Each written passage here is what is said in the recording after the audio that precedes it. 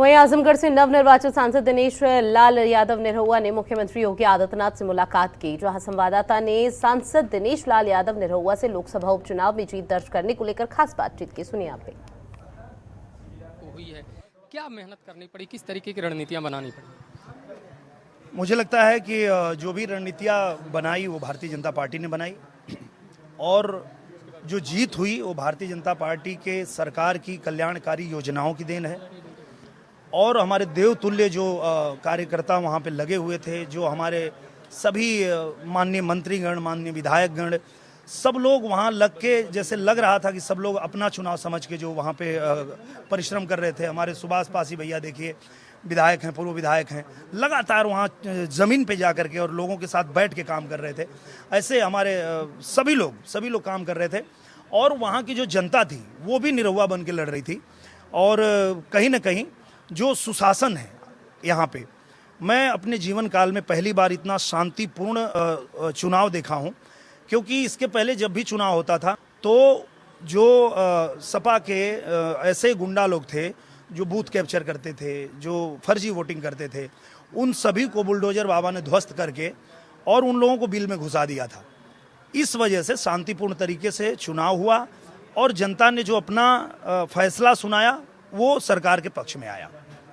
Samajwadi party अपना MOI factor लेकर गई थी, लेकिन आप अपने साथ अपना एमओआई रखे, कितने कारगर साबित?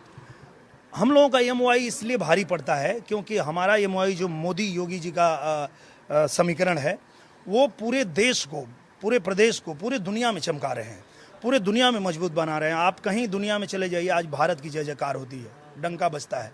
तो एक भारतीय होने के नाते हमको भी गर्व होता है कि हमारे प्रधानमंत्री जी पूरे विश्व में भारत का डंका बजा रहे हैं।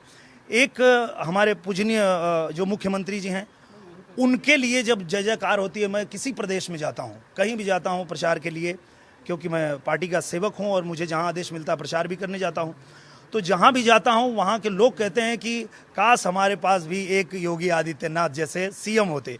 तो ये सुन के हमें गर्व होता है कि हमारा उत्तर प्रदेश का सौभाग्य है कि हमारे पास योगी आदित्यनाथ जी जैसे सीएम हैं, और उन्होंने प्रदेश को उत्तम प्रदेश बनाने की ओर अग्रसर कर दिया है। लगातार हमारा जो उत्तर प्रदेश है वो नंबर 1 बन रहा है, और अब जो है आजमगढ़ को भी जब डबल इंजन की सरकार से के साथ जोड़ लिया गया है, तो अब आजमगढ़ की विकास का भी रफ्तार बढ़ जाएगा। आज मुख्यमंत्री योगी आदित्यनाथ से भी मुलाकात हुई, क्या कुछ वार्ता हुई? उन्होंने सीधा मुझे आशीर्वाद दिया, और मैं उनके ही आशीर्वाद से राजनीति में आया था। वो जब पहली बार मुझे उन्होंने बुलाया था और कहा था कि आपको आजमगढ़ जाना है, तो उस समय मैं एकदम नया था, और मैंने कहा कि मैं कलाकार हूँ, मैं आजमगढ़ जाके क्या करूँगा, वहाँ तो ऐसा ऐसा समीकरण है, और कोई दूसरी सीट दीजिए, मैं जीत के लेके आता हूँ। तो हंसे महाराज जी और बोले कि जीत हार के बारे में मत सोचो, ईश्वर किसी किसी को ये मौका देता है जो आपको मौका मिल रहा है, आप आजमगढ़ जाओ। तो मैंने सोचा कि एक संत, एक महात्मा हैं, और ऊपर से हमारे प्रदेश के मुख्यमंत्री हैं, और वो आदेश कर रहे हैं, तो जरूर उसके पीछे कोई बात होगी। और फिर मैं गया और फिर लग गया, उसके बाद लगा रहा, और फिर दोबारा जब मौका दिया पूजनीय महाराज जी ने, तो जनता ने आशीर्वाद दे दिया। साफ है कि निरहुआ ने साफ कहा है कि मुख्यमंत्री योगी आदित्यनाथ ने उनको आजमगढ़ की बड़ी जिम्मेदारी दी है।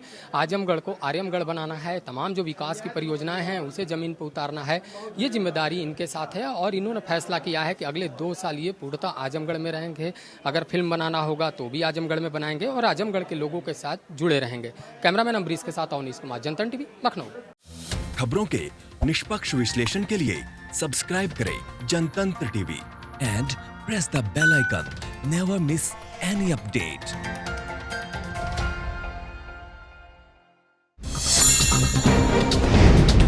डाउनलोड कीजिए जनतंत्र टीवी ऐप को, जो कि अवेलेबल है गूगल प्ले और ऐप स्टोर पर।